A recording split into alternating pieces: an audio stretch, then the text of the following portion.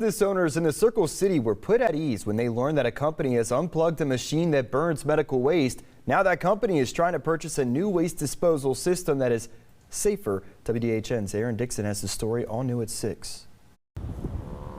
Over the last 7 years, a facility in the 200 block of Spigner Road in Dothan has been disposing of nearly 10 tons of medical waste a month using an incinerator. For the past year, the facility has been owned by Daniel Sharpsmart, and after hearing concerns from the nearby businesses in the area last week during a public hearing to buy another machine, they decided to unplug the incinerator for good. The power's been disconnected, the gas has been disconnected.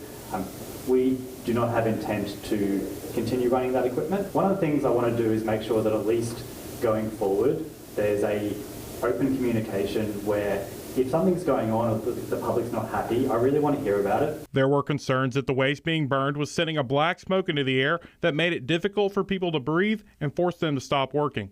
When y'all were burning before, I would make my guys leave the shop and come into the office because the wind typically blows from you guys across me, and it was too much. Now that waste that needs to be burned will be sent to another facility that has an incinerator.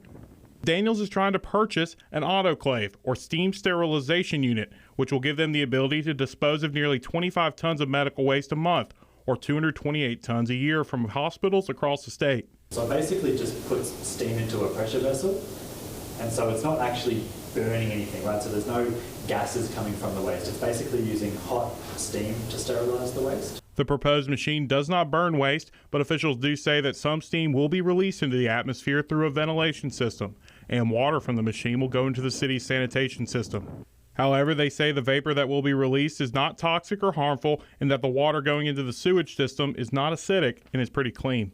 In the proposed idea, after sterilization, the waste will be taken to the Coffee County landfill to be disposed of. If residents still have questions or concerns, they still have until Friday to submit that to Daniels, who will then send the responses to the City Commission, who will then decide on whether or not to approve the autoclave.